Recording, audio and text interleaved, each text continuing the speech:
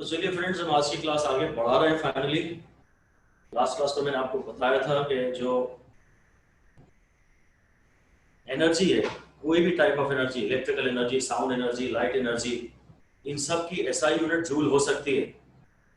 अगर heat energy की बात कर रहे थे तो हीट में practical unit of energy calorie होता है, और 1 calorie is equal to 4.2 joule. इसको याद कराने का तरीका देख रहे थे। इस कैलोरी को मैं आज करेला पढ़ रहा हूँ। ये करेला है और ये जलेबी है। तो एक करेले को खा के जो कड़वाहट हमें मिलती है, उसको मिटाने के लिए हम बोलते हैं एक करेला, एक करेले की कड़वाहट आपको मिटानी है। अगर एक करेले की कड़वाहट मिटाने के लिए हम ऐसा बोलते हैं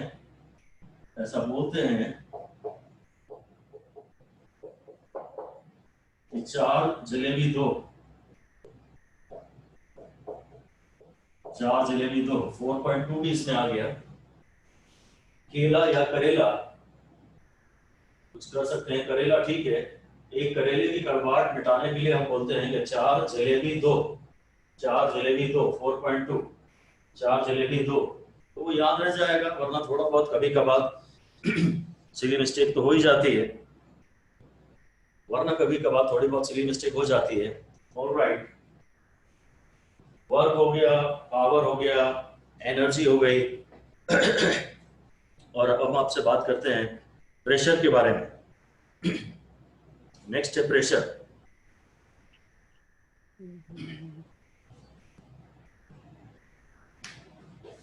तो प्रेशर का फॉर्मूला क्या है, बोल दीजिए। Force upon area. Pressure is equal to force upon area. इसकी यूनिट हो जाएगी न्यूटन अपॉन मीटर स्क्वायर। उसके डायमेंशंस निकल आएंगे। ये फोर्स का होगा m1l1t-2 mass into acceleration upon l square. इसके डायमेंशन फॉर्मूला हो गया m1, ये ऊपर जाके हो जाएगा 1 -1 t-2। ये हो गया प्रेशर, हो गया फोर्स अपॉन एरिया, ये इसके डायमेंशंस हो गए। और इसकी यूनिट हो गई न्यूटन पर मीटर स्क्वायर। न्यूटन पर मीटर स्क्वायर को हम लोग बोलते हैं पास्कल। इसका एक स्पेशल नाम है।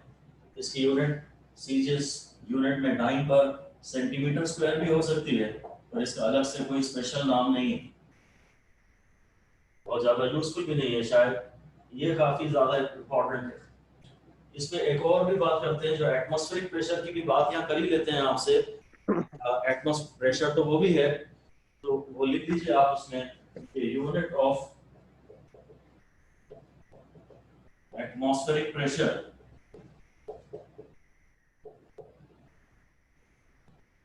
इज एटीएम बोलते हैं। वो एटमॉस्फेयर्स में नापते हैं। Atmospheric pressure is measured in एटमॉस्फेयर्स, और इसे शॉर्ट में एटीएम बोल देते हैं। ये जो 1 एटीएम है ना, इसी को 1 बार कहते हैं। और अप्रोक्सीमेटली ये अभी तो इतना ही, जैसे 1.013 into 10⁵ न्यूटन पर मीटर स्क्वायर होता है, और इतना भी अभी कह देंगे तो चलेगा। एटमॉस्फेयर प्रेशर के बारे में सारी बातें आपको क्लियर रहनी चाहिए। फोर्स अपॉन एरिया, इसका फॉर्मूला तो आपको पता ही है। डायमेंशन आपके सामने है। यूनिट है newton upon metre square. Newton पर मीटर स्क्वायर को पास्कल कहते हैं। इसके सीधे यूनिट है dyne upon centimetre square. Atmospheric pressure atmosphere में नापा जाता है, और वो जो पूरा एटमॉस्फेयर हमारे ऊपर प्रेशर लगाता है, पूरा एटमॉस्फेयर हमारे सिर के ऊपर जो प्रेशर लगाता है, उसको 1 बार कहते हैं। और उसकी वैल्यू करीब 10⁵ न्यूटन पर मीटर स्क्वायर है।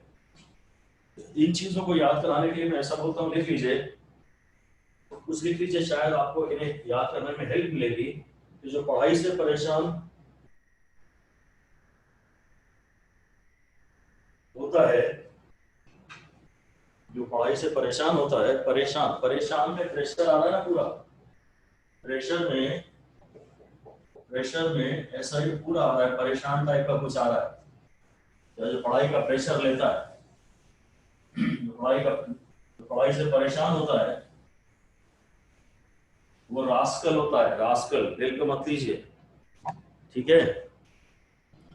सभी किसी न किसी समय पढ़ाई का प्रेशर लेते हैं, दिल पे मत लीजिए, कोई टेंशन नहीं है, बस याद करने की कोशिश कर रहे हैं। जो पढ़ाई का प्रेशर लेता है वो रास्कल होता है, और जो कल पढ़ के आज पास होता है, जो कल पढ़ता है और आज पास होता है, कल मतलब पहले, एक दिन पहले, एक दिन बाद नहीं, जो कल पढ़ के पास होता है, ब्रैकेट में फर्स्ट आता है, या तो पास होता है या फर्स्ट आता है, वो होता है पास्कल। जो पढ़ाई से परेशान होता है वो है रास्कल, और जो कल पढ़ के आज पास होता है या फर्स्ट आता है वो है पास्कल। तो प्रेशर का फॉर्मूला था फर्स्ट फोर्स अपॉन एरिया ना, इसलिए हमने बोला फर्स्ट आता, इसका फॉर्मूला शायद वैसे तो आपको याद ही रहेगा, और ये सारे तरीके शुरू शुरू में हेल्प करते हैं, बाद में तो आपको इनमें कोई प्रॉब्लम आती नहीं है, 2-3-4 महीने बाद तो आपको इनको याद रखने में कोई प्रॉब्लम नहीं आती, पर इनिशियल सपोर्ट अच्छा है कि जो परेशान होता है वो रास्कल, और जो कल पढ़ के पास होता है, फर्स्ट आता है, वो पास्कल, पास्कल।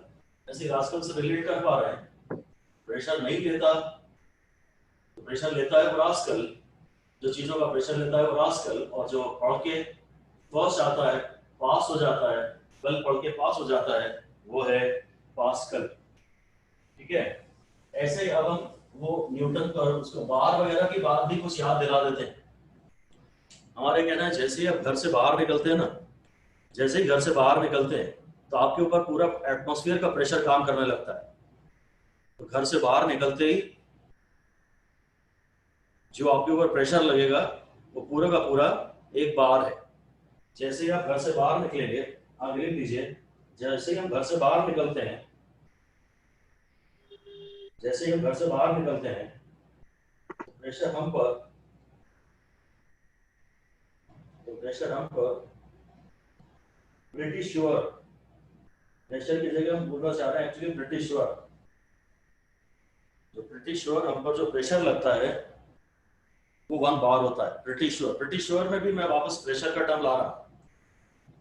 घर से बाहर में बार, घर से बाहर में जो प्रेशर है, जैसे ही आप घर से बाहर निकले तो आपके ऊपर पूरे एटमॉस्फेयर का प्रेशर लगेगा ना, उसको हम लोग बार कहते हैं, उसको बार कहते हैं। और प्रेशर को हमने ब्रिटिश श्योर कह रहा हूं, ब्रिटिश श्योर। पहले मैंने बोला था प्रेशर के लिए परेशान, तो जो परेशान होता है वो रास्कल है, और जो कल पढ़ के आज पास होता है या फर्स्ट आता है, फर्स्ट आता है, इसे F/A को याद कराने की कोशिश की थी, ठीक है।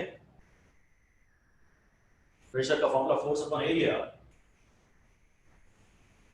और ये जो 1 बार होता है ये पूरा 10⁵ न्यूटन पर मीटर स्क्वायर होता है। फिलहाल इतना याद रखना काफी। और 1 न्यूटन भी 10⁵ डाइन था, ये दोनों सेम फिगर हैं, इस तरह से कुछ रिलेट कर सकते हैं। बाद में तो मैंने इतनी बार यूज करेंगे कि फिर इनमें आपको कंफ्यूजन नहीं आता, पर शुरू शुरू में याद रहेगा तो एडवांटेज तो मिलता है, अच्छा तो लगता है। इनिशियल कॉन्फिडेंस बढ़ाने के लिए, इनिशियल मोमेंटम देने के लिए ये सब अच्छी बात है कि आपको ये याद रहे। 1 बार भी 10⁵ है, और न्यूटन के पीछे भी 5 डायन पड़ी थी। घर से बाहर निकले, घर से आप बाहर निकलोगे तो आपके ऊपर भी 5 डायन पड़ जाएंगे, ठीक है।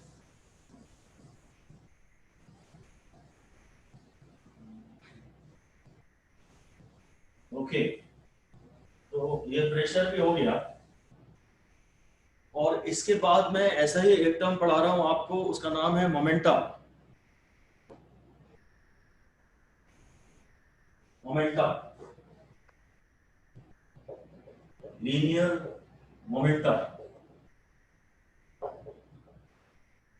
स्मॉल पी से लिखते हैं इसको, कैपिटल पी से नहीं लिखते।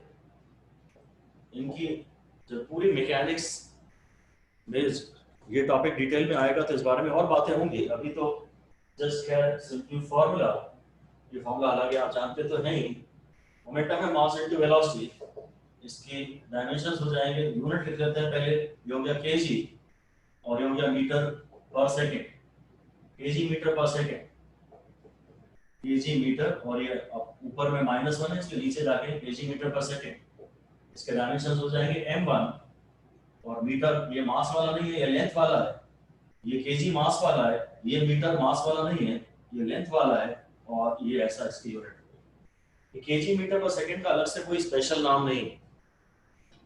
जो मोमेंटम है केजी मीटर पर सेकंड, इसका अलग से कोई स्पेशल नाम नहीं, ये हमारे लिए कोई खास इंपॉर्टेंट था भी नहीं, पर मैंने केवल इसलिए पढ़ाया ताकि मैं आपको ये बता सकूं कि P से 3 चीजें लिखी जाती हैं। P पावर के लिए होता है, P प्रेशर के लिए होता है, और P मोमेंटम के लिए होता है। तो ये कभी शुरू में इनमें भी आपको प्रॉब्लम होती है। This P for power, this P for pressure and this small p, इसमें कोई प्रॉब्लम नहीं है, ये मोमेंटम के लिए। पावर बड़ी चीज है, प्रेशर बड़ी चीज है, शायद मोमेंटम स्मॉल छोटी चीज है, इसके स्मॉल लेटर से लिखते हैं मोमेंटम को। पावर का फॉर्मूला यहाँ रिवाइज कर लेते हैं, work upon time, energy upon time, electrical power आपने पुरानी क्लास में पढ़ा ही है, energy upon time, mechanical power भी पढ़ा है, और प्रेशर का formula force upon area, first आने का प्रेशर है, फोर्स अपॉन एरिया, फर्स्ट आने का प्रेशर है, और प्रिटी श्योर की भी बात की थी हमने, कुछ परेशान की भी बात की थी इससे, ऑलराइट। और मोमेंटम का फॉर्मूला है मास इनटू वेलोसिटी। तो ये आरएचएस आपके लिए प्रॉब्लम नहीं है, आप इसको बहुत दिमाग डिटेल में ध्यान से देखते ही नहीं कि अननोन है क्या। आप कोई भी पी प्रेशर की बात करेगा तो हो सकता है आपसे पी की वजह से आपके दिमाग में पावर का फॉर्मूला आके बैठ जाए, तो यहाँ आपको थोड़ा सा रुकना है और अननोन को एक्चुअली अपने दिमाग में रजिस्टर करना, थोड़ा सा रुकना है और अननोन को अपने दिमाग में रजिस्टर करना है। यहां मैंने पढ़ाया मोमेंटम, ऐसा ही मैं अगला टर्म आपको पढ़ा दे रहा हूं, लिखिए, नेक्स्ट है एंगुलर मोमेंटम।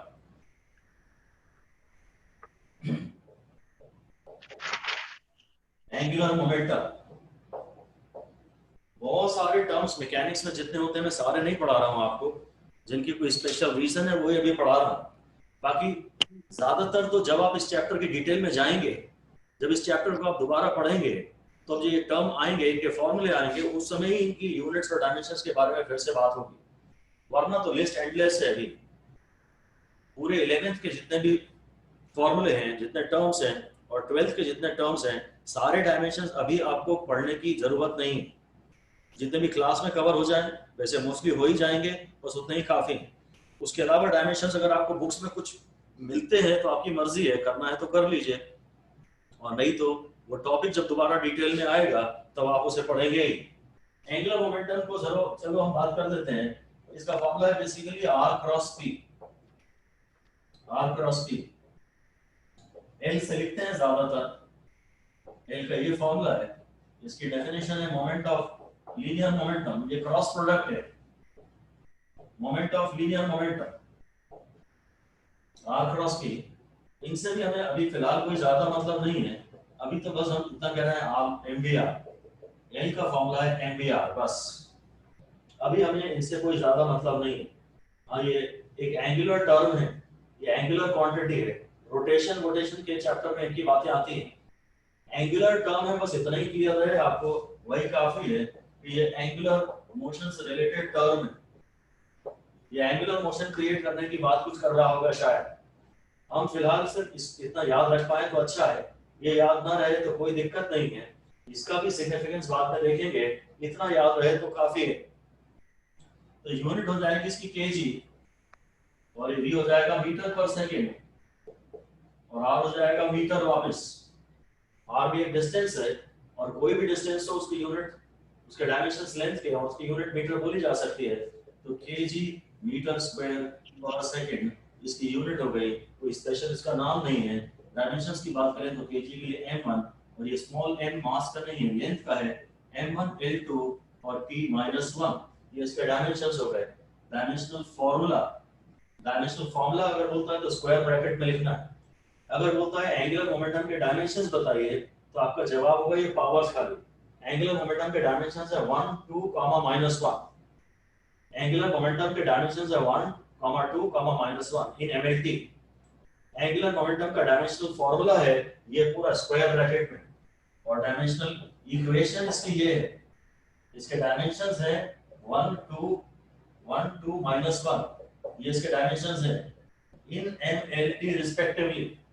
इसका डायमेंशनल फॉर्मूला है m1l2t -1, और इसकी डायमेंशनल इक्वेशन है, इसकी डायमेंशनल इक्वेशन है, डायमेंशनल इक्वेशन है ये डायमेंशंस है, ये डायमेंशनल फॉर्मूला है, और ये डायमेंशनल इक्वेशन है।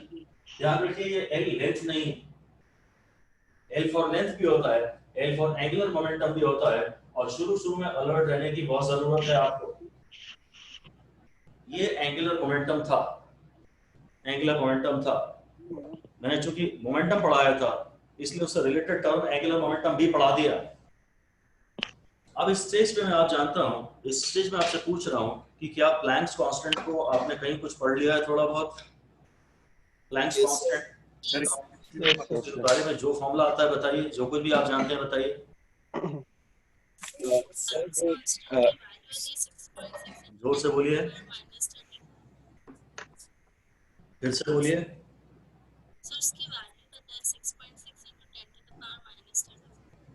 नहीं यार आवाज नहीं आ रही, थोड़ा और अच्छे से क्लियर बताओ। सर हाँ sir E is equal to h mu होता है। हाँ, E is equal to h nu, एक हो गया, ठीक है। और कोई? सर प्लैंक्स कांस्टेंट की वैल्यू होती है 6.6 इन हाँ, प्लैंक्स कांस्टेंट की वैल्यू मत नहीं चाहिए मुझे, कोई बात नहीं। E आप is equal to hc by lambda। हाँ वो भी ठीक है, चलिए। और एक आपने वो पढ़ा होगा ना बोर्स मॉडल में, अगर एटॉमिक स्ट्रक्चर पढ़ लिया है तो एंगुलर मोमेंटम NH/2 पाई पढ़ा है कुछ? Sir yes. पढ़ा है ना? Yes sir. बस चलिए वही एक काम करिए, Yes. वही हेडिंग दे दीजिए, नेक्स्ट हेडिंग दे दीजिए प्लैंक्स कांस्टेंट। नेक्स्ट हेडिंग है प्लैंक्स कांस्टेंट।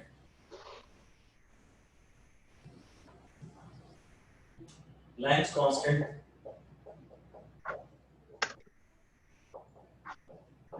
ये कांस्टेंट क्यों कहला रहा है? क्योंकि एक इसकी फिक्स्ड वैल्यू है, इसलिए इसका नाम है कांस्टेंट। और वो वैल्यू आप लोग बोल रहे थे, कितनी बोल रहे थे बताइए? 6.6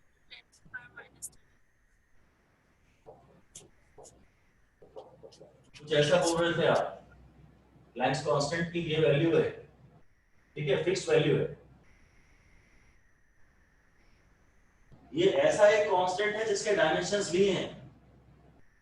पहले तो चलिए इसके डायमेंशंस ही लिख लेते हैं कि डायमेंशंस बताइए।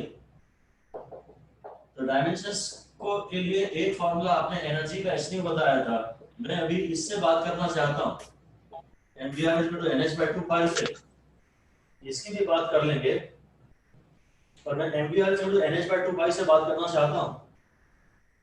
और इस फॉर्मूले की तरफ देख के आपको बताना है कि प्लैंक्स कांस्टेंट के डायमेंशंस और एंगुलर मोमेंटम के डायमेंशंस में क्या रिलेशन है।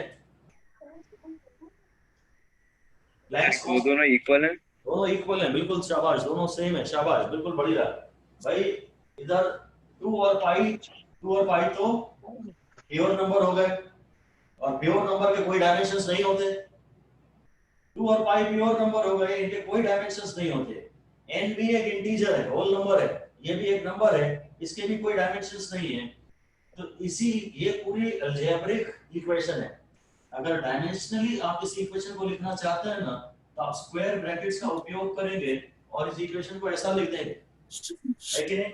डायमेंशंस स्क्वायर ब्रैकेट मतलब हम लोग जो कुछ न्यूमेरिकल वैल्यूज हैं उनको इग्नोर कर रहे हैं। ये पूरा ऐसा, ये पूरी algebraic correct, mathematically correct equation है, और ये डायमेंशनली करेक्ट इक्वेशन है कि डायमेंशंस के लिहाज से इसको और इसके तो कोई डायमेंशंस है नहीं, एच के डायमेंशंस वही हैं जो एमवीआर के हैं। और ये एक इंपॉर्टेंट पॉइंट हो जाता है, 2 या 3 स्टार आप इसको दे सकते हैं finally. The dimensions of angular momentum are same as those of Planck's constant. Dimensions of angular momentum are same as those of Planck's constant. dimensions of angular momentum are same as those of Planck's constant. इसलिए जो MKS unit मैंने यहाँ बोली थी ना, इस unit को मैं आपको बता सकता हूँ, ये आया था मेरा kg, ये मीटर पर सेकेंड, और ये मीटर, ये मैं यूनिट बोल सकता हूँ kg मीटर स्क्वायर पर सेकेंड, kg मीटर स्क्वायर पर सेकेंड। h के वही डायमेंशंस हैं जो एंगुलर मोमेंटम के हैं, ये मुझे याद तो नहीं है पर मैंने निकाल लिए। ये kg है, ये मीटर पर सेकंड है, और ये मीटर है, तो kg मीटर स्क्वायर पर सेकंड। ठीक है, अब हम इसके बारे में इस फॉर्मूले से भी बात कर लेते हैं। ये भी लिख दीजिए कि यूजिंग द फॉर्मूला, क्वेश्चन लिख दीजिए, using the formula E is equal to h nu, using the formula E is equal to h nu, find the dimensions of Planck's constant. Using the formula E is equal to h into nu, find the dimensions of Planck's constant. तो पहले तो बताइए new क्या चीज है? Frequency. Frequency, alright. Frequency की unit क्या होती है? हर्ट्ज। Hertz. One time. तो energy is equal to h nu, और ये जो न्यू है ये फ्रीक्वेंसी है, और फ्रीक्वेंसी है 1 अपॉन टाइम पीरियड, फ्रीक्वेंसी है 1 अपॉन टाइम पीरियड। तो पहले तो मैं h की यूनिट्स के लिहाज से ऐसा उसे एनर्जी इनटू टाइम बोल सकता हूं, और इसलिए जो h की यूनिट है, h की यूनिट में एक जूल इनटू सेकंड भी बोल सकता हूं। यूनिट्स को तो स्क्वायर ब्रैकेट्स में नहीं लिखा जाता है, यूनिट्स को स्क्वायर ब्रैकेट्स में नहीं लिखा जाता है, बस h को इक्वेट नहीं कर रहा हूं, या मैं कह रहा हूं h की यूनिट है जूल इनटू सेकंड। ये वही चीज है जो kg मीटर स्क्वायर पर सेकंड थी। h की आप जब यूनिट बोलते हैं, ज्यादातर वैल्यू बोलते हैं, तो ये यूनिट ज्यादा पसंद करते हैं, हमेशा ये यूनिट ज्यादा पसंद करेंगे। बेसिक्स में हर बार एमएलटी तक जाना थोड़ा कम्बरसम हो जाता है। This is easy to handle and deal with. Well, joule into second और केजी मीटर स्क्वायर पर सेकंड। ठीक है, तो मुझे जूल इनटू सेकंड और आपको ध्यान दिलाना था। और डायमेंशंस की अगर बात कर रहे हैं तो डायमेंशंस तो मुझे मालूम है, एनर्जी के हैं m1L2T-2 into T। ये वही आ गए जो एंगुलर मोमेंटम के हमने निकाले थे, m1L2T-1। जूल के तो आपको एटलीस्ट याद रहने ही चाहिए। फोर्स था m1L1T-2, फोर्स में था m1L1T-2, और वर्क है जूल m1L2T-2। यहाँ थोड़ा वर्क ज्यादा हो गया तो L का पावर बढ़ गया, m तो दोनों में 1 है, वर्क की ज्यादा होने से L का पावर बढ़ जाता है, वर्क बाद में आता है, L का पावर बढ़ जाता है। फोर्स में m1L1T-2 है, और जूल थोड़ा आगे का टर्म है तो m1L2T-2 हो जाता है। और बाकी तो ठीक ही है, बाकी याद करने की जरूरत नहीं है, और डेरिवेशन बहुत बार करिए। बाकी सिर्फ फोर्स को और वर्क के डायमेंशंस याद करिए, बाकी डेरिवेशन के भरोसे छोड़ दीजिए। कई बार डिराइव करिए, बहुत बार डिराइव करिए। ऑलराइट,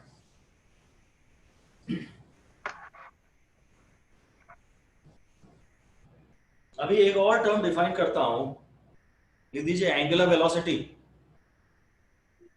एंगुलर वेलोसिटी तो ओमेगा जो लिखते हैं, जैसे linear velocity distance upon time होता है, एंगुलर वेलोसिटी शायद एंगुलर डिस्प्लेसमेंट,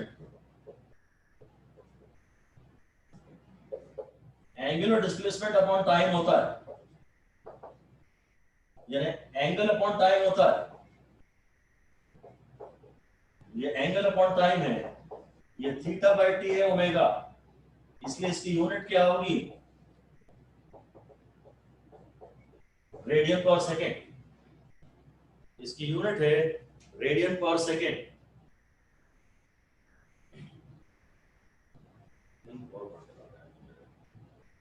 जो एंगुलर वेलोसिटी है वो एंगल अपॉन टाइम, वो है रेडियन पर सेकेंड।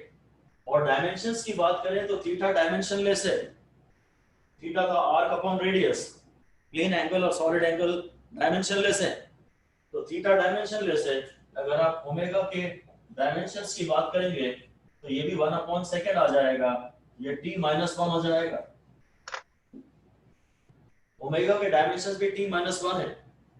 उधर फ्रीक्वेंसी जो अभी आपने बोला था 1/t, जिसकी आप यूनिट हर्ट्ज बोल रहे थे, उसके भी डायमेंशंस तो फ्रीक्वेंसी के भी t-1 है। फ्रीक्वेंसी की भी डायमेंशन t-1 है, ओमेगा के भी डायमेंशन t-1 है। थोड़ी देर पहले हमने पढ़ा था प्लैंक्स कांस्टेंट और एंगुलर मोमेंटम, इनके भी डायमेंशन सेम थे। ऐसा पहले एक टर्म और पढ़ लेते हैं, फिर कुछ स्टेटमेंट लिखवा देंगे। एक नया टर्म डिफाइन कर रहा हूं और वो है टॉर्क। वेक्टर्स में हमने इसका फॉर्मूला यूज किया है r क्रॉस f। टॉर्क ये भी रोटेशन के चैप्टर में डिटेल में पढ़ेंगे। अभी एक बार ये बोल तो मैं देता ही हूं, ऐसा बोल देता हूं कि torque means rotatory effect of a force, turning effect of a force,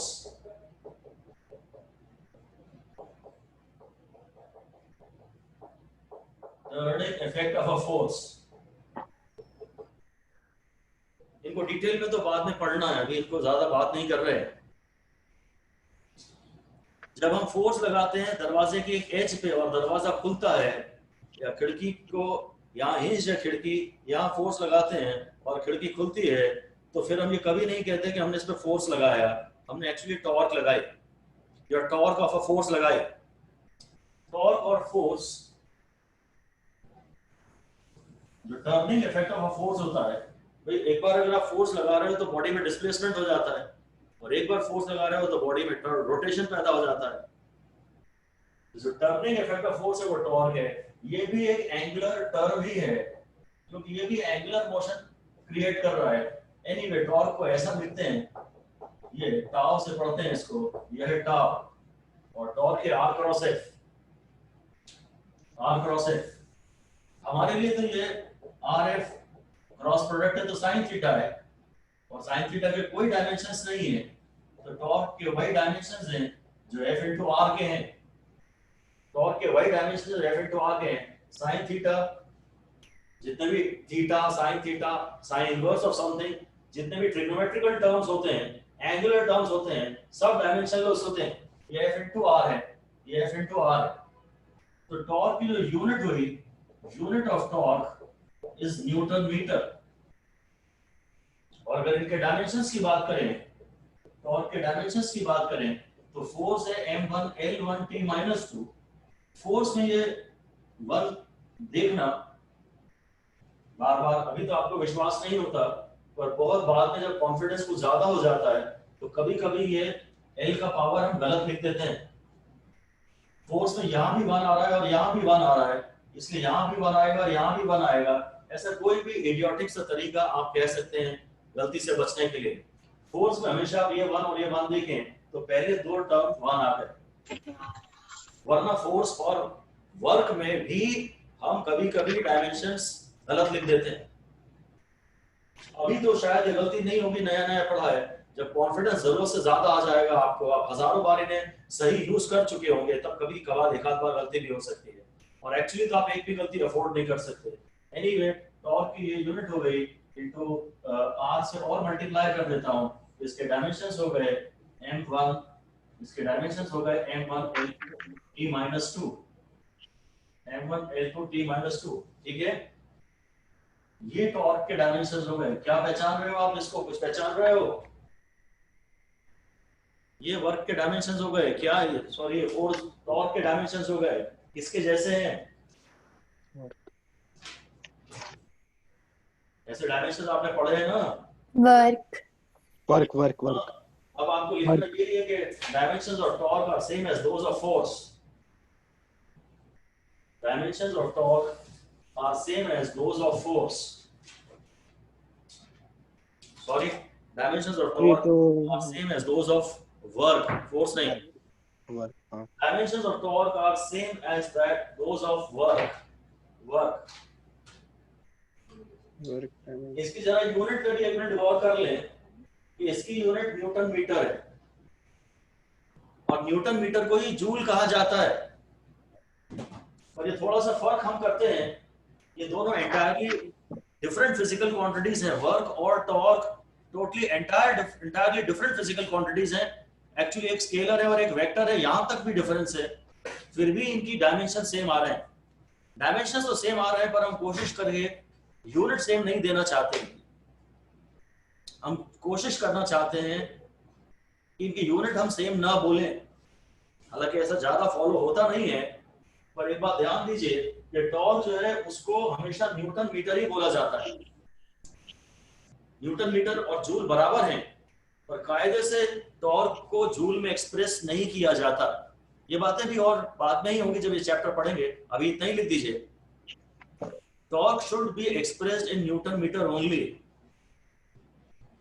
torque should be expressed in newton metre only because it is a vector quantity। ये वेक्टर क्वांटिटी है तो इसमें न्यूटन जो फोर्स एक वेक्टर चीज है वो आ रही है, टॉर्क को न्यूटन मीटर में एक्सप्रेस करते हैं। And work is expressed in joule. Work is conventionally expressed in joule. तो 1 newton metre is equal to 1 joule. जो 1 न्यूटन मीटर है वो 1 जूल के बराबर होता है। इसलिए क्वेश्चन अगर कभी आपको कहता है कि टॉर्क इतने जूल है तो हम परेशान नहीं होंगे, फिर हम चिंता नहीं करेंगे कि यार ये टॉर्क को ये जूल में इसने क्यों बोल दिया। अगर क्वेश्चन ने बोल दिया तो आप कुछ नहीं कर सकते। किसी सब्जेक्टिव पेपर की आप बात कर रहे हैं तो टॉर्क का आंसर जूल में देना गलत होगा। बहुत रिजिडली तो लोग इसे फॉलो नहीं करते, चलता है, और आइडियली ये होना नहीं चाहिए। हम तो केवल आपसे आप इतनी सी बात कर रहे हैं, क्वेश्चन के रूप में लिख दीजिए, give examples of physical quantities, give examples of physical quantities, give examples of different physical quantities having same dimensions, different physical quantities having same dimensions।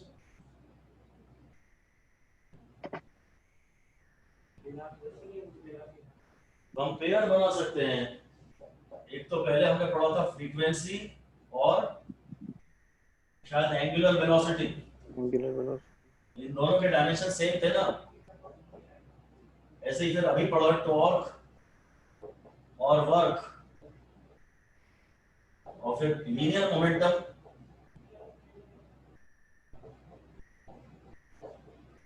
Momentum, और प्लैंक्स कांस्टेंट।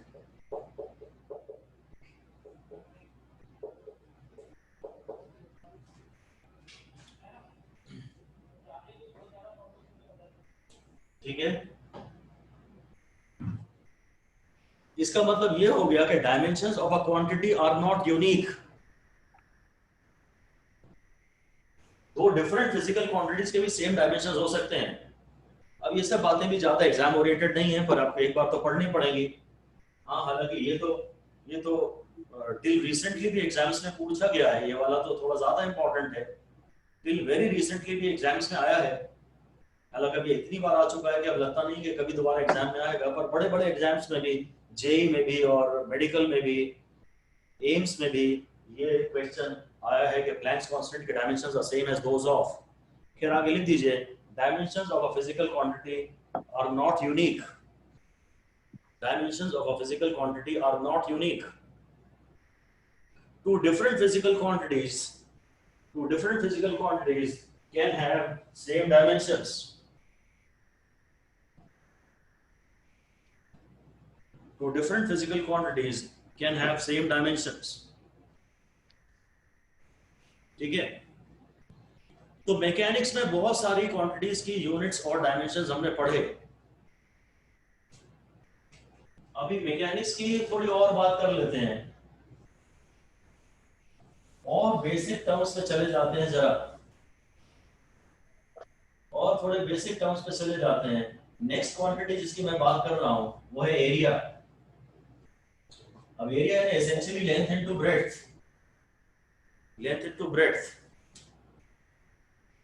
और डायमेंशंस के चैप्टर में length भी length है और breadth भी length है, क्योंकि ब्रेड्थ की यूनिट भी कुछ सेंटीमीटर होगी ना, लेंथ भी की यूनिट भी सेंटीमीटर है, ब्रेड्थ की यूनिट भी सेंटीमीटर है। बस मैं इतना कहना चाहता हूँ, लिख दीजिए कि dimensionally breadth is also a length. Dimensionally breadth is also a length. ये लाइन काम की है वैसे तो ठीक है। इसकी अगर मैं डायमेंशंस की बात करूं तो ये L1 into L1 हो गया, ये L स्क्वायर हो गया और इसकी यूनिट हो गई कुछ सेंटीमीटर स्क्वायर मीटर स्क्वायर। ठीक है, अगर हम इनमें कन्वर्जन्स करें तो जो 1 मीटर है, 1 मीटर का स्क्वायर है वो 1 मीटर को 1 बाहर रखिए, मीटर को 100 सेंटीमीटर लिखिए और उसका स्क्वायर करिए।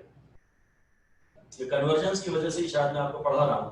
1 मीटर स्क्वायर इज 10 का पावर 4 सेंटीमीटर स्क्वायर। जब हम छोटी यूनिट में जाते हैं तो न्यूमेरिकल वैल्यू बड़ी हो जाती है।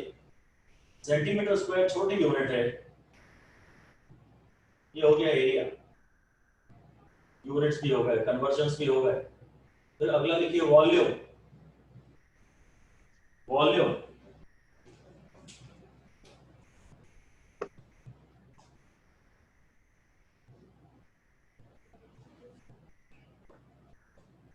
तो वॉल्यूम हो गया, आप जानते हैं length into breadth into height.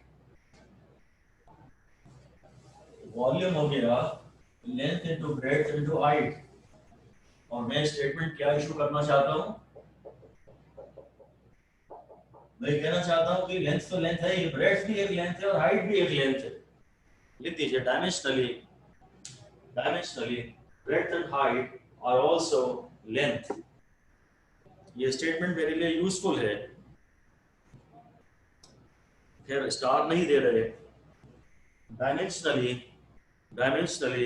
breadth is also a length and height is also a length. अगर डायमेंशंस की लिहाज से बात करें तो ये भी हो गया length into length into length. तो वॉल्यूम के डायमेंशंस हो गए L क्यूब, वॉल्यूम के डायमेंशंस हो गए L क्यूब।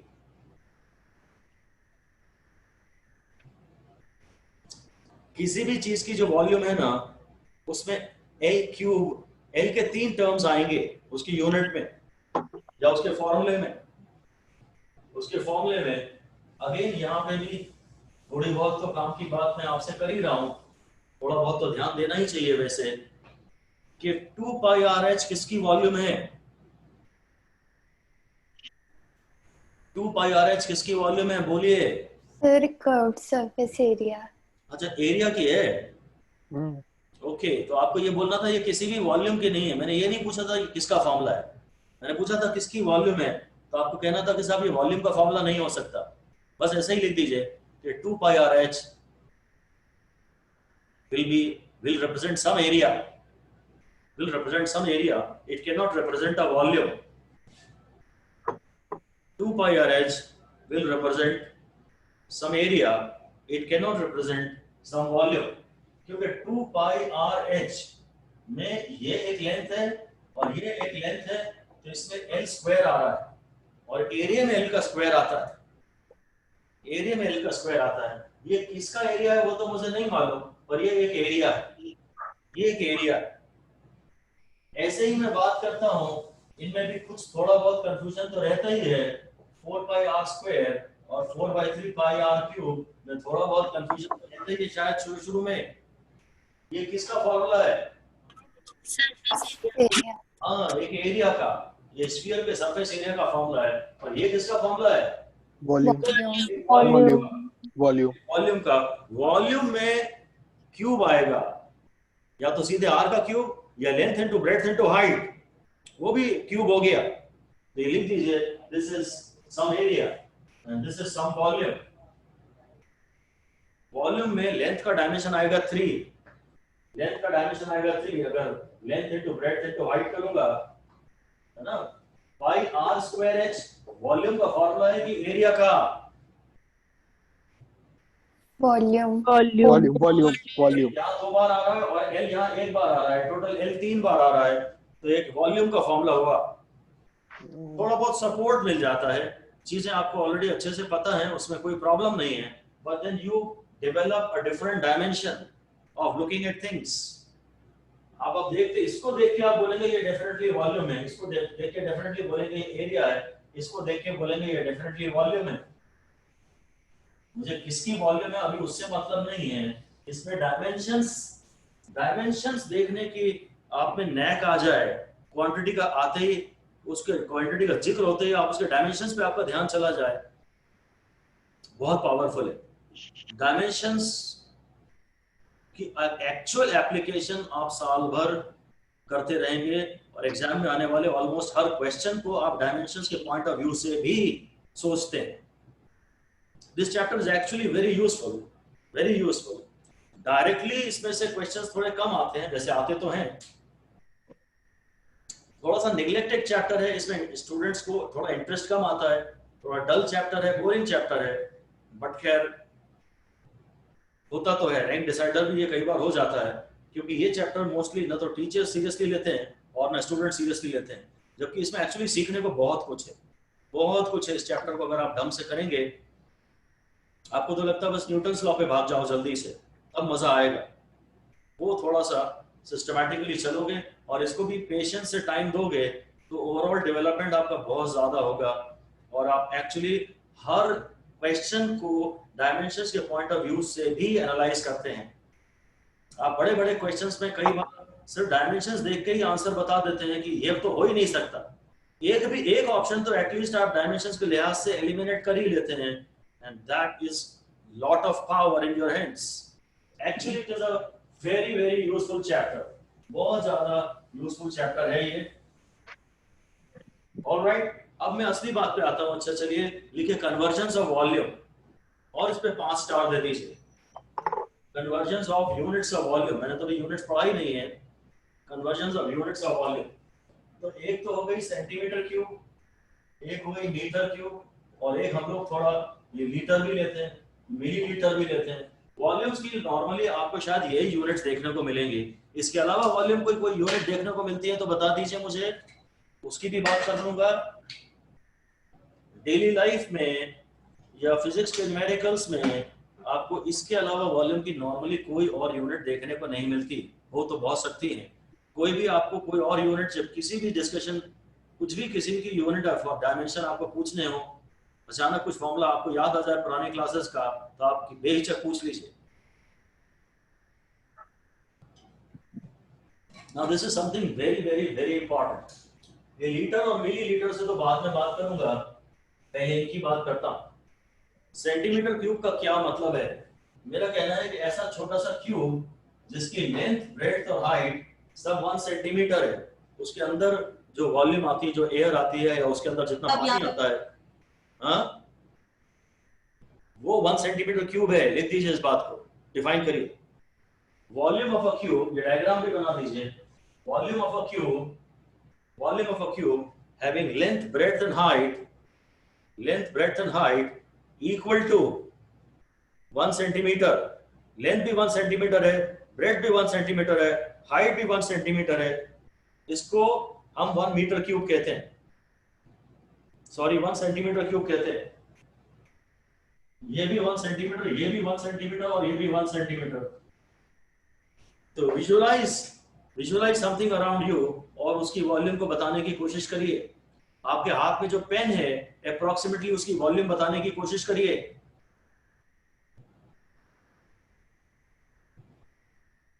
जो पेन आपके हाथ में, अप्रोक्सीमेटली उसकी वॉल्यूम किस रेंज में होगी, अंदाजन 15 सेंटीमीटर क्यूब। 15 सेंटीमीटर क्यूब, चलिए चलेगा। 15 सेंटीमीटर क्यूब, हालांकि थोड़ा सा बड़ा तो है, बहुत बड़ा पेन लेके बैठे हैं आप हाथ में, थोड़ा सा बड़ा तो है। हाँ, ये इस पेन की बात करूं तो ठीक है, जो छोटा वाला स्केल आता है, हाँ, वो उसकी लेंथ 15 सेंटीमीटर होती है, ये शायद 12 सेंटीमीटर टाइप होगा। तो हाँ, एक इतना 1 सेंटीमीटर क्यूब है, ये जो इतना जो पोर्शन है जो ऊपर निकल रहा है, this is around 1 centimetre cube. तो हाँ, 10 centimetre cube, 12 centimetre cube, 15 centimetre cube, कुछ भी चलेगा। 20 सेंटीमीटर क्यूब, 5 सेंटीमीटर क्यूब, कुछ भी चलेगा। You have an idea of range of the expected answer, that is more important. You know that this cannot be expressed in meter cube, बस इतना ही काफी। फिर मैं इसकी डेफिनेशन दे रहा हूं, अलग से हेडिंग लिख दीजिए मीटर क्यूब, और उसको लिख दीजिए कि volume of a tank whose length, breadth and height, volume of a tank whose length, breadth and height is 1 meter. Volume of a tank whose length, breadth and height is 1 meter. ये जो है इसको हम लोग 1 metre cube कहते हैं। एक cube है जिसकी वॉल्यूम, जिसकी लेंथ भी 1 मीटर है, ब्रेड भी 1 मीटर है, हाइट भी 1 मीटर है, उसको हम लोग 1 मीटर क्यूब कहते हैं। ऐसा डायग्राम में बड़ा सा ये बना लीजिए। ये बड़ी सी टंकी इमेजिन करिए, कि ये 1 मीटर क्यूब है। जितनी काफी बड़ी टंकी इमेजिन करिए, 1 metre length, 1 metre height, 1 metre breadth.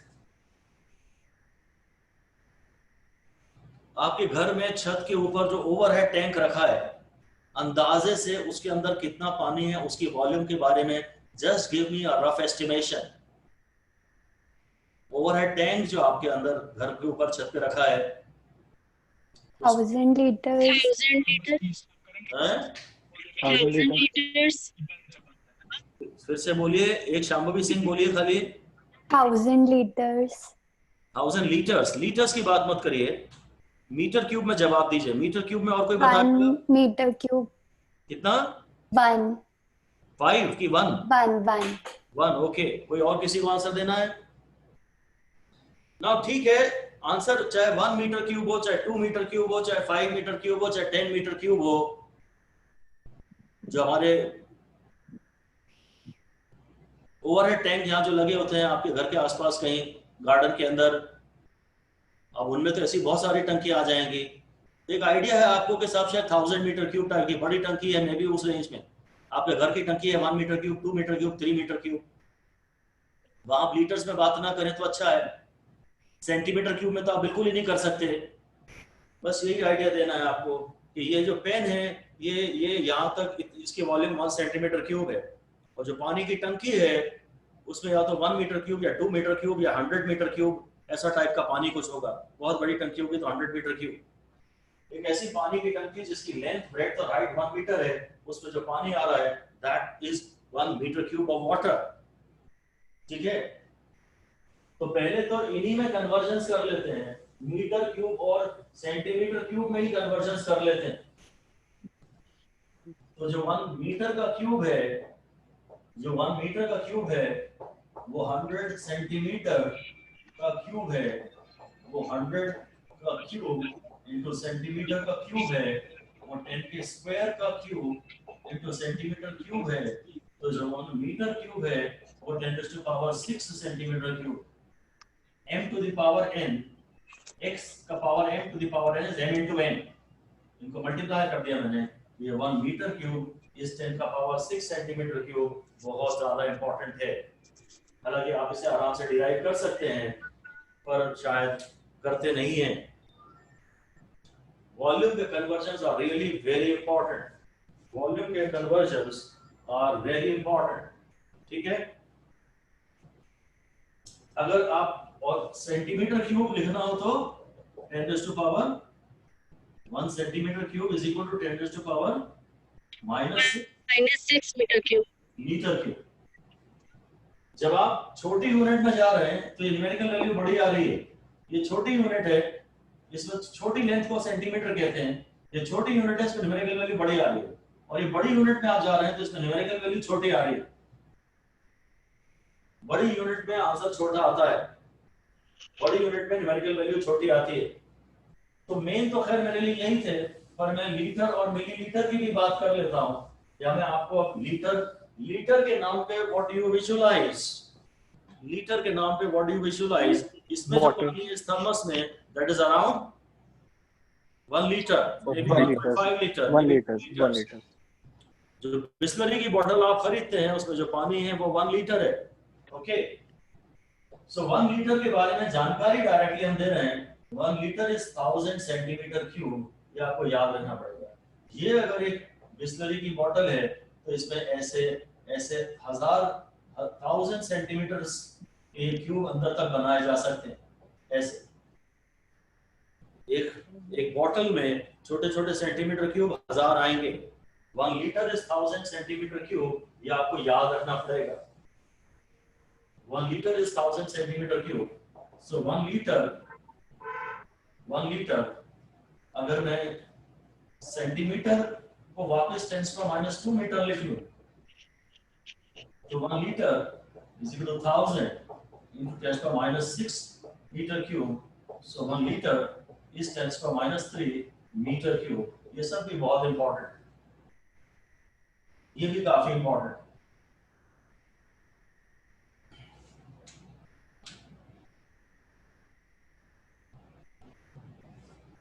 ठीक है,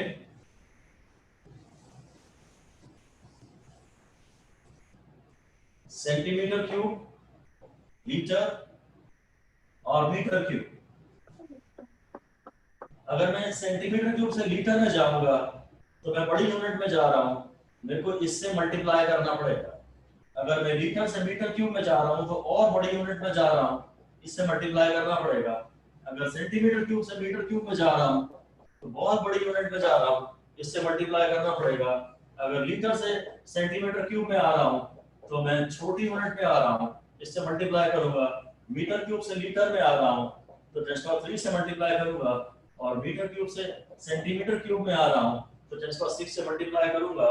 ये बहुत बार रिवाइज करते रहिए आप, इनकी बहुत जरूरत पड़ने वाली है आपको। इन कन्वर्जन्स की बहुत जरूरत पड़ेगी भी और आप गलतियां करेंगे भी।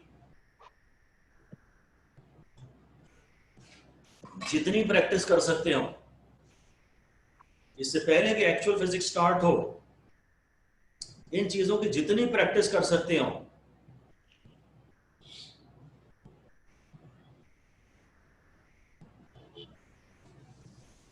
जब ये चैप्टर समाप्त होगा तो उसके बाद हम एक्चुअल फिजिक्स का चैप्टर बिगिन करेंगे और वो होगा मोशन, स्ट्रेट लाइन वाला।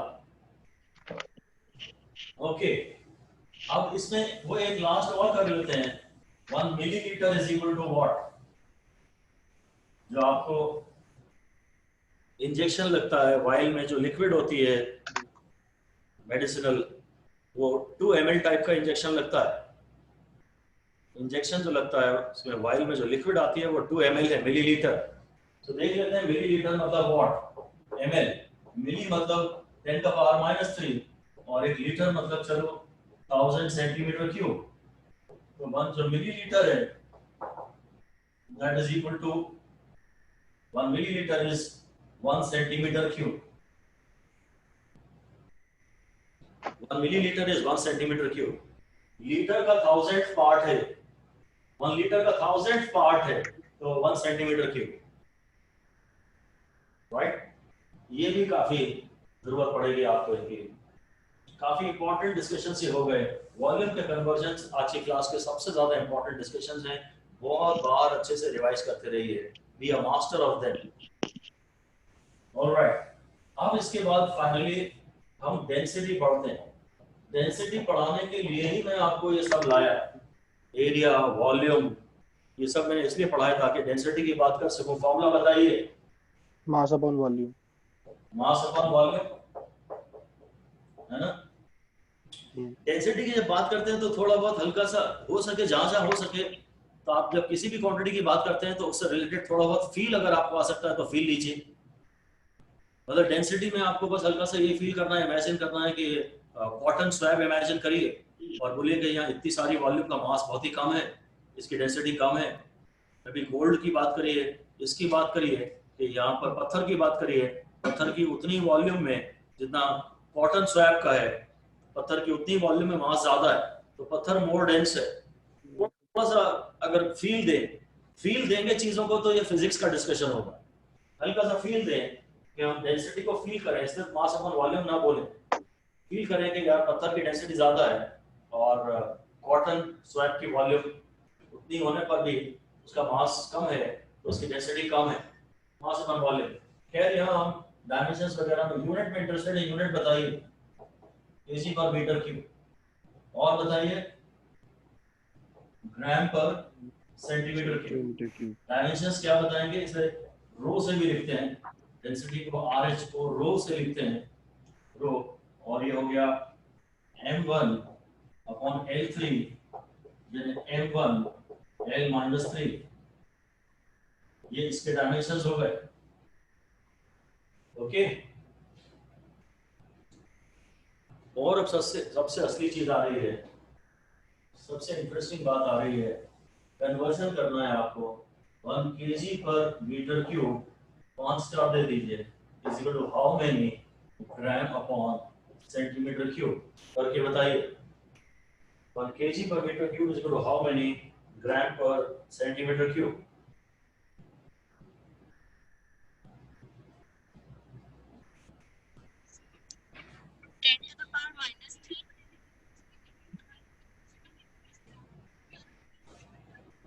बताइए। 10⁻³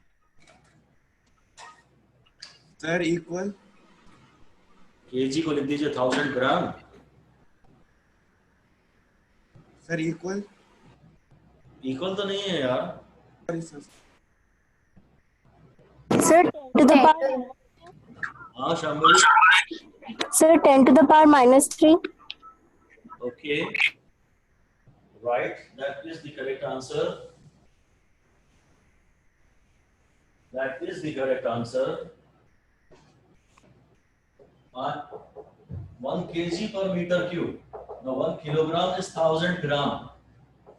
And 1 meter मुझे याद नहीं है, तो मैं 100 सेंटीमीटर का क्यूब वापस कर लेता हूँ। 1 kilogram is kilo, kilo means 1000, kilo means 1000, और 1 meter means 100 सेंटीमीटर। तो ये 10⁻³ ग्राम अपॉन 100 का स्क्वायर यानी 10⁻⁶, ये 10 का पावर 2 हो गया, और 10⁻² का पावर 3 10⁻⁶ सेंटीमीटर क्यूब। तो ऊपर जाके ये ऐसा हो गया, यहाँ 1 kg पर metre cube is equal to 10⁻³ gram पर सेंटीमीटर क्यूब। इस रिलेशन पे आप 6 स्टार लगा लीजिए, 5 से भी ज्यादा, बहुत ज्यादा। हर चैप्टर में 2-3 टाइप के न्यूमेरिकल में काम आता है। कोई ऐसे 3 दिन नहीं होंगे जब आप इस रिजल्ट को यूज ना करें। इस रिजल्ट को आपको यूज करना ही होगा। And this is something very unconventional. This is something very unbelievable. This is quite unbelievable. कुछ प्रॉब्लम है इसमें आपको? मैं पूछ रहा हूँ। No, sir. क्या प्रॉब्लम है बताइए। बोलिए निशिता। No, sir, नहीं है। प्रॉब्लम नहीं है? प्रॉब्लम तो होनी चाहिए यार। किसी को है इसमें प्रॉब्लम? ये थोड़ा ऑब्जेक्शनेबल है मुझे ये प्रॉब्लम है इसमें। सर वो 10 to the power -3 वहाँ पे नहीं होना चाहिए, शायद इस साइड होना चाहिए 10 to the power -3, क्योंकि वो बड़ी यूनिट है और ये छोटी है। क्या होना चाहिए वहाँ पे, क्या होना चाहिए 10 to the power?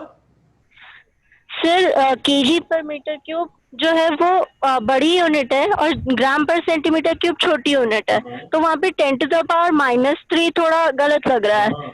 मतलब वहाँ पे ग्राम के साथ नहीं आना चाहिए 10 to the power 3 upon 10 to the power 6, वो kg के साथ आना चाहिए, बिल्कुल सही, kg पर मीटर क्यूब। ठीक है, थैंक यू। यही हम चाहते थे कि इस बारे में आपका ध्यान जाए। शाबाश, बहुत ध्यान से सुनिएगा साहब, काम की बात है, इसीलिए तो 6 स्टार लगवाए हैं इस पे। ये सीजीएस यूनिट है, ये एमकेएस यूनिट है, और न्यूमेरिकल वैल्यू किसमें छोटी है? ये न्यूमेरिकल वैल्यू कम है, ये न्यूमेरिकल वैल्यू ज्यादा है, ये तो 1/1000। होना तो ऐसे ही चाहिए कि ये बड़ी यूनिट है, इसमें न्यूमेरिकल वैल्यू छोटी होनी चाहिए, ये छोटी यूनिट है, इसमें न्यूमेरिकल वैल्यू बड़ी होनी चाहिए। पर मैं कहाँ गलत हूँ? मेरे सारे स्टेप आपके सामने हैं। जो होना चाहिए वो आप सही कह रहे हैं कि छोटी यूनिट में आंसर बड़ा आना चाहिए। पर मेरे सर आपको 1 kg is equals to 10 to the power 3 ग्राम नहीं लिखना चाहिए था, 10 to the power 3 क्या? मेरे किसी स्टेप में कोई गलती नहीं है निशिता, आपने भी यही सारी स्टेप अपनी कॉपी में किए हैं। आंसर आने के बाद आप कंफ्यूज हो रही हैं। हमारे किसी स्टेप में कोई गलती नहीं है। कहीं कोई गलती नहीं है, बताइए है क्या? 1 kg को 1000 ग्राम ही तो लिखूंगा। किलो मीन्स 1000 और 1 मीटर इज 100 सेंटीमीटर। कहीं कोई गलती नहीं। सर हाँ, सर लाइक जो किलो यूनिट होती है और मीटर या ग्राम यूनिट होती है उसमें 1000 का डिफरेंस होता है, बट जो सेंटी यूनिट होती है और जो लाइक नॉर्मल ग्राम या मीटर वाली यूनिट होती है उसमें 100 का डिफरेंस होता है। तो मैंने वही लिखा तो है। लाइक सर तो वो रेशियो जो है दोनों सर का, मे बी ऐसा होगा कि हाँ, बोलिए आप। ऐसा होगा कि जो रेशियो है वो केजी पर मीटर क्यूब का कम आता होगा, ग्राम पर सेंटीमीटर क्यूब का ज्यादा आता होगा, क्योंकि हम तो इसमें सिंगल की बात ही नहीं कर रहे। किसकी बात नहीं कर रहे हैं?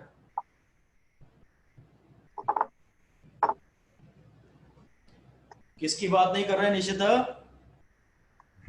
सर हम इसमें रेशियो की बात कर रहे हैं, हम पर्टिकुलरली केजी या फिर पर्टिकुलरली मीटर क्यूब की तो बात ही नहीं कर रहे हैं। You are almost there. आप मेरी बात सुन लीजिए, अब इस पे और डिस्कशंस का फायदा नहीं है, बस इसके रिजल्ट को समझना है और ध्यान रखना है।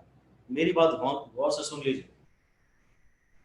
इन कैलकुलेशंस में और कन्वर्जन्स में एक्चुअली कोई गलती नहीं, और ये आंसर जो है वो पूरी तरह सही है। पर कभी भी अगर आपको ख्याल आ जाएगा कि यार ये तो सीजीएस यूनिट है, इसमें न्यूमेरिकल वैल्यू बड़ी आनी चाहिए, तो आप कुछ गलती कर बैठेंगे। मैंने आपको पहले बताया था कि ये कहना ज्यादा सही नहीं है कि एमकेएस यूनिट हमेशा बड़ी होती है, ये मैंने हिंट दिया था। जिस यूनिट में न्यूमेरिकल वैल्यू छोटी आ जाए वो यूनिट बड़ी होती है। इस यूनिट में न्यूमेरिकल वैल्यू छोटी आ रही है, ये यूनिट बड़ी है। ये कभी कोई सच बात नहीं है कि एमकेएस यूनिट हमेशा बड़ी होती है। बड़ी यूनिट की केवल एक पहचान है जिसमें न्यूमेरिकल वैल्यू छोटी आ जाए। ये रिजल्ट ऐसा ही सही है, मैं आपको अभी समझाऊंगा। आप पहले लिख दीजिए कि here the CGS unit is bigger। CGS unit है, ये बड़ी है। कॉन्ट्राडिक्टरी सारी बातें सामने आ रही हैं, पर इन कन्वर्जन्स में तो आप श्योर हैं कि हमने कोई गलती नहीं की है। आप अपना ये कॉन्सेप्ट बदल लीजिए। आप ये सोचते थे कि एमकेएस यूनिट हमेशा बड़ी होती है, वो बात गलत है। सीजीएस यूनिट यहाँ पे बड़ी है क्योंकि उसमें न्यूमेरिकल वैल्यू छोटी आ रही है। जिसमें न्यूमेरिकल वैल्यू छोटी आए वो यूनिट बड़ी है। इससे बड़ा और कोई रूल नहीं है, इससे ज्यादा बड़ा सच कुछ नहीं है। ये प्रॉब्लम इसलिए हो रही है क्योंकि यहाँ लेंथ का क्यूब डिनोमिनेटर में आ रहा है। अगर एमकेएस यूनिट सारी न्यूमरेटर में ही आए तो वही होए जो आप जानते हैं, पर यहाँ कुछ चीजें क्वांटिटी डिनोमिनेटर में आ रही है। एक बहुत छोटी चीज डिनोमिनेटर में आ गई है, इसलिए ओवरऑल ये यूनिट बड़ी हो गई। अपॉन में आ गई है ना, इनटू में आती तो आप सही कहते, ये अपॉन में आ गई है, इसके रूल बदल गए हैं। हमारे लिए ये इंपॉर्टेंट है ही नहीं कि एमकेएस बड़ा है कि सीजीएस बड़ा है, उसे हमेशा के लिए भुला दीजिए। आई एम वेरी श्योर कि ये कन्वर्जन हमने सही किए हैं, बस जो रिजल्ट आया है वो सही है। ये रिजल्ट आपको बहुत ज्यादा न्यूमेरिकल्स में यूज करना पड़ेगा, इसलिए मैं इस पर इतना टाइम दे रहा हूँ।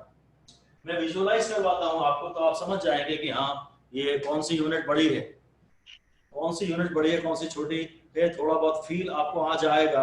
हम इसका फील डिस्कस करते हैं, हालांकि फील भी इंपॉर्टेंट नहीं है, इनकी करेक्ट वैल्यू में पूरा कॉन्फिडेंस इंपॉर्टेंट है। 1 सेंटीमीटर क्यूब में जो पानी आता है ना वो 1 ग्राम आता है। 1 centimetre cube is this much of a volume, और इसमें जो पानी आएगा हाँ वो 1 ग्राम आएगा। And 1 metre cube is hell lot of a volume. 1 metre cube है ना बड़ी सी पानी की टंकी, उसमें जो पानी आएगा वो बहुत ज्यादा आएगा। 1 मीटर क्यूब में 1000 kg पानी आएगा। 1 मीटर क्यूब में 1 kg पर मीटर क्यूब। 1 मीटर क्यूब में तो आप जानते हैं ना, 1 मीटर क्यूब में एक्चुअली 1000 लीटर पानी आता है ना। एक बड़ी सी टंकी जिसकी लेंथ ब्रेड्थ और हाइट 1 मीटर हो, जिसकी की वॉल्यूम 1 मीटर क्यूब है, उसमें अगर मैं बॉटल्स खाली करता जाऊं तो मुझे 1000 बॉटल्स खाली करनी पड़ेंगी। ये जो 1 ग्राम पर सीसी है that is equal to actually 1000 kg पर मीटर क्यूब। ऐसा लिख दीजिए आप, ऐसा लिख दीजिए। अब ये आपको फील आ रहा है कि 1 मीटर क्यूब में 1000 kg पानी आ रहा है ना। अगर ये पानी की बात है, 1 metre cube 1 meter cube will contain 1000 liters. Will contain 1000 liters. But for water, it is equal to 1000 kg.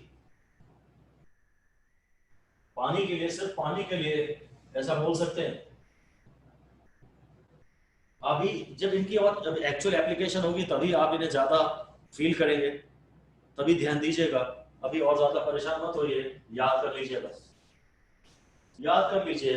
Numericals में आपको डेंसिटी वो सीजीएस यूनिट्स में देते हैं। मैं क्वेश्चन दे देता हूँ, एक छोटा सा लिख दीजिए। क्वेश्चन है डेंसिटी ऑफ आयरन इज 7.8 ग्राम पर सीसी। जब वो अक्सर यूनिट नहीं बताते हैं तो उनका मतलब सीजीएस यूनिट से होता है, खासतौर से डेंसिटी के लिए तो ऐसा ही है। डेंसिटी ऑफ आयरन इज 7.8 ग्राम पर सीसी। तो what value will you substitute in solving a numerical? What value will you substitute in solving a numerical? Numerical solve करते समय भी वो डिपेंड करता है कि आप सीजीएस में सॉल्व कर रहे हैं कि आप एमकेएस में सॉल्व कर रहे हैं। ज्यादातर तो हम न्यूमेरिकल एमकेएस में ही सॉल्व करते हैं। सॉल्यूशन में यही लिख दीजिए, most of the numericals are solved in MKS units. Most of the numericals are solved in MKS units. So assuming that the calculations are in MKS units, assuming that the calculations are in MKS units, assuming that the calculations are in MKS units,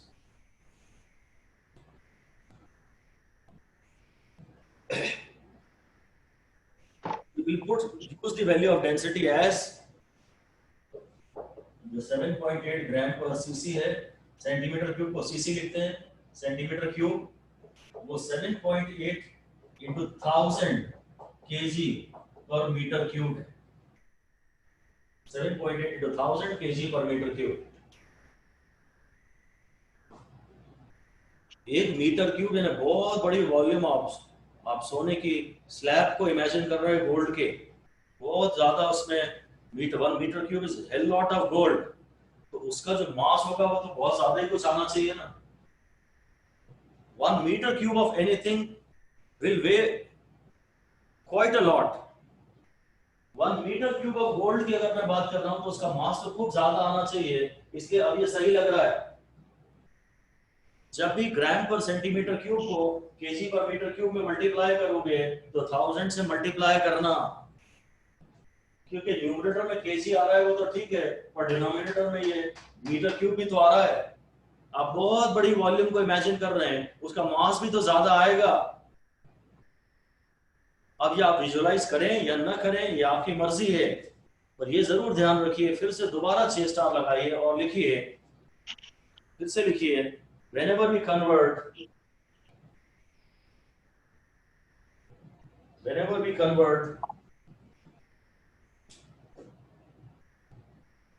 density from gram per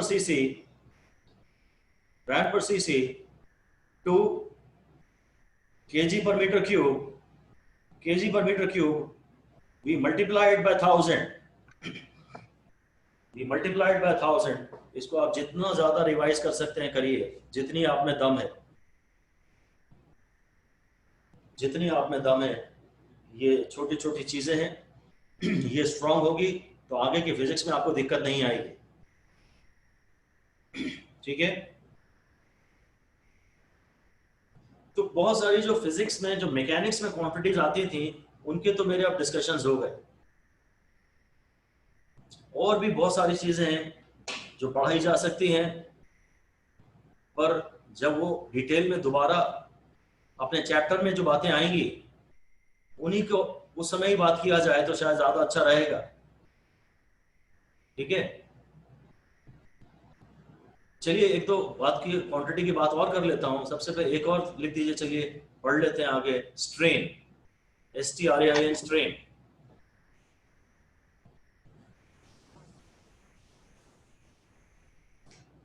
strain is delta L by L.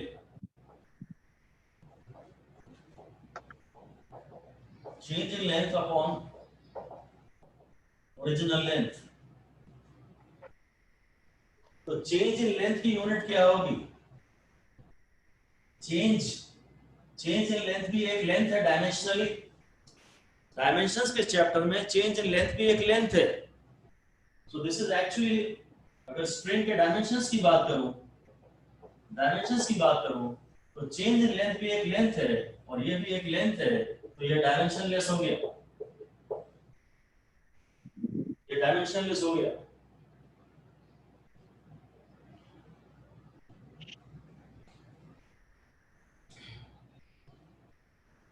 ठीक है.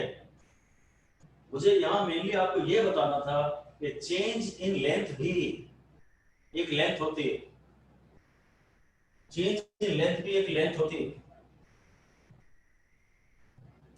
अगर मैं आपसे एक question कहता हूं कि साहब आप चलिए dx अपॉन x के डायमेंशंस निकालिए. dx अपॉन x, वही डिस्कशन है. dx upon x same discussion है.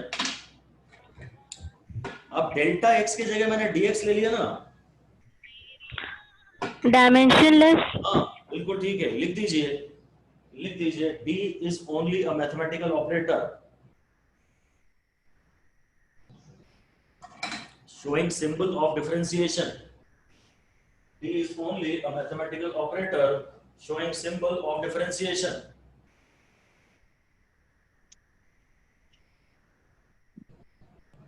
जैसे प्लस होता है, जैसे माइनस होता है, डिवीजन का सिंबल होता है, वैसे ही एक मैथमेटिकल ऑपरेटर है.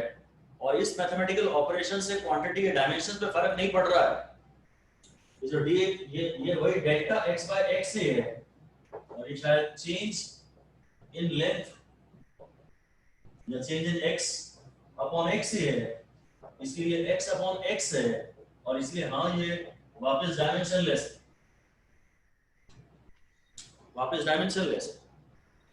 डिफरेंशिएशन से और इंटीग्रेशन से डायमेंशंस पे फर्क नहीं पड़ता. डिफरेंशिएशन से और इंटीग्रेशन से डायमेंशंस पे फर्क नहीं पड़ता.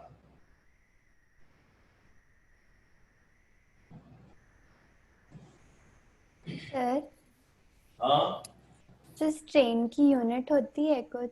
स्ट्रेन की कोई यूनिट नहीं होती. ये यूनिटलेस है और ये डायमेंशनलेस है. सर ये यूनिटलेस है और ये डायमेंशनलेस है. ऐसे ही मेरे को जो dx और डेल्टा x मेन पढ़ाना था आपको, dx और डेल्टा x मेन पढ़ाना था. बाकी स्ट्रेन के बहुत डिटेल डिस्कशंस तो तभी होंगे जब ये चैप्टर, जिस चैप्टर में ये आएगा, इलास्टिसिटी के चैप्टर में हम इसे पढ़ेंगे. अभी तो मैं आपसे ये कह रहा हूं कि integration of may be f dx, इसकी यूनिट बताइए. f यानी फोर्स और x यानी length.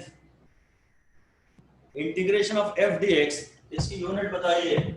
Newton metre. Absolutely fine, बहुत बढ़िया, शानदार आंसर. अब इसका भी कोई यूनिट नहीं है. अगर आप यूनिट या डायमेंशन के चैप्टर में इंटरेस्टेड हैं तो इसको भी ड्रॉप कर दीजिए और इसको भी ड्रॉप कर दीजिए. ये बेसिकली f into x है. इसको भी हटा दीजिए, इसको भी हटा दीजिए. ये न्यूटन मीटर है. Integration of f dx will be work. ये integration of f dx will be work. इसी तरह मैं आपसे पूछता हूं integration of p dv. p है प्रेशर. अब p पावर है कि प्रेशर है कि मोमेंटम है, कंफ्यूजन हो सकते हैं. v वेलोसिटी है कि वॉल्यूम है, ध्यान रखिएगा ये वॉल्यूम है. ये प्रेशर है और ये वॉल्यूम है. आप इंटीग्रेशन ऑफ p dv के डायमेंशंस बताइए.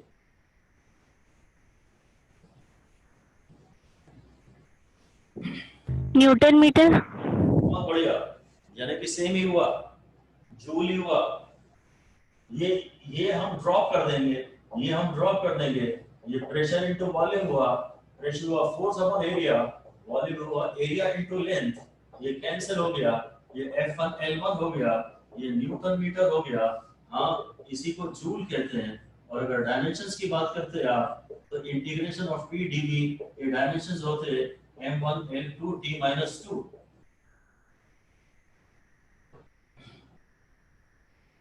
इंटीग्रेशन ऑफ P dV मतलब हमने ये भी सीखा कि इंटीग्रेशन ऑफ F dx की बात करें या इंटीग्रेशन P dV की बात करें, सब सेम है।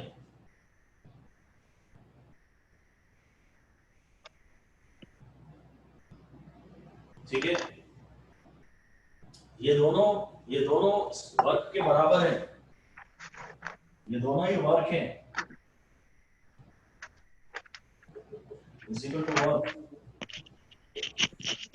Pressure into volume is work, अलग से ध्यान रख लीजिए।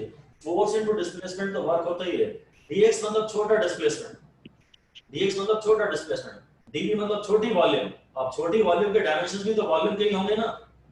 और इंटीग्रेशन मतलब जोड़ना।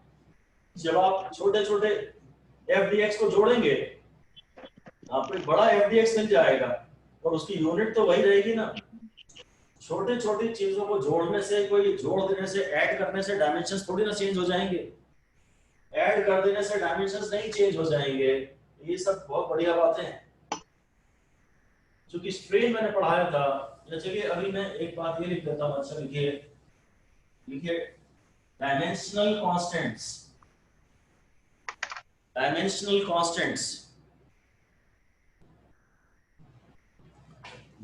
कांस्टेंट्स मतलब एग्जाम्पल तो आप दे सकते हैं इसका, आप समझते हैं इन चीजों को ऑलरेडी। डायमेंशनल कांस्टेंट्स हमने पढ़ा है ऐसा कोई आज कांस्टेंट? लिख दीजिए फॉर एग्जाम्पल प्लैंक्स कांस्टेंट। ये कांस्टेंट है, इसकी वैल्यू हमेशा 6.6 × 10⁻34 है, पर इसके डायमेंशंस आते हैं। लिख दीजिए quantity having fixed value, constant value, but having some units and dimensions. Fixed value है पर उसके यूनिट्स और डायमेंशंस हैं। फिक्स्ड वैल्यू है और उसके यूनिट्स और डायमेंशंस हैं। उसको डायमेंशनल कांस्टेंट कहते हैं। Sir can you Planck's constant, gravitational constant, ये सब। ग्रेविटेशनल कांस्टेंट की वैल्यू भी आप जानते हैं 6.67 × 10⁻11। ठीक है, ये डायमेंशनल कांस्टेंट हो गए प्लैंक्स ग्रेविटेशनल। फिर अगली हेडिंग दे दीजिए डायमेंशनलेस कांस्टेंट। डायमेंशनलेस कांस्टेंट का कोई एग्जांपल बताएंगे जो कांस्टेंट है और उसके कोई डायमेंशंस नहीं है? पाई। हाँ, ठीक है, पाई वगैरह बोल सकते हैं। ठीक है, पाई लिख दीजिए। पाई, इसकी वैल्यू तो कांस्टेंट है और इसके कोई डायमेंशंस नहीं है। प्योर नंबर, कोई भी ऐसी वैल्यू जो फिक्स्ड है, कांस्टेंट है और उसके डायमेंशंस नहीं है। तो ऐसी ज्यादा चीजें तो नहीं मिलेंगी आपको, ऐसी ज्यादा चीजें नहीं आएंगी। एक है डायमेंशन, ये सब एग्जाम ओरिएंटेड बातें नहीं है, ज्यादा इंपॉर्टेंट नहीं है, पर इनका नाम हम कभी कभी लूजली कैजुअली यूज कर लेंगे तो आपको अचानक लगेगा कि यार ये बात क्या आ गई। इसलिए खाली इनको एक बार फॉर्मली बताया जा रहा है। ठीक है, ऐसे ही फिर से लिख दीजिए डायमेंशनलेस वेरिएबल्स। तीसरी क्वांटिटी पढ़ रहे हैं, डायमेंशनलेस वेरिएबल्स। अब ये वेरिएबल है और इसका कोई डायमेंशन नहीं है। डायमेंशनलेस वेरिएबल जैसे कि वेरिएबल है पर इसके कोई डायमेंशन नहीं है, जैसे कि एंगल, और अभी पढ़ा स्ट्रेन। इनकी वैल्यू चेंज होती रहेगी पर इनकी यूनिट और डायमेंशन नहीं है। एंगल तो एक एक्सेप्शन हो गया, एंगल की यूनिट तो है पर चलो उसके डायमेंशन नहीं है। एंगल की यूनिट तो है पर एनीवे डायमेंशन तो नहीं है। एंगल एक डायमेंशनलेस वेरिएबल है, थीटा की कोई वैल्यू हो सकती है, सर थ्रस्ट भी डायमेंशनलेस वेरिएबल हो सकता है? या स्ट्रेस, थ्रस्ट, स्पेलिंग बोलिए। THRUST, thrust. Thrust is a force, ये वेरिएबल तो है और फोर्स होने के नाते उसकी यूनिट भी है। अगले एग्जांपल में लिख लेंगे इसको, फिर लिख दीजिए डायमेंशनल वेरिएबल। चौथी डेफिनेशन डायमेंशनल वेरिएबल, और उसमें तो ठीक है बहुत, जितने सारे तो डायमेंशनल वेरिएबल ही होते हैं। लिख दीजिए फोर्स, प्रेशर, थ्रस्ट। थ्रस्ट भी एक्चुअली फोर्स ही होता है, लिक्विड्स के फोर्स को एक्चुअली थ्रस्ट कहते हैं, वो हम फ्लूइड्स के चैप्टर में पढ़ेंगे। Thrust is also a kind of force, and any force will have the dimensions of m1 l1 t minus 2. ठीक है, जो h है वो डायमेंशनल कांस्टेंट है। h जो है वो डायमेंशनल कांस्टेंट है। जो पाई वगैरह होते हैं, साइन थीटा कॉस थीटा होते हैं, ये वेरिएबल हो गया। थीटा अगर वेरिएबल है तो थीटा वेरिएबल हो गया, साइन थीटा वेरिएबल हो गया। h जो है वो डायमेंशनल कांस्टेंट है, साइन थीटा डायमेंशनलेस वेरिएबल है, फोर्स जो है वो डायमेंशनल वेरिएबल है,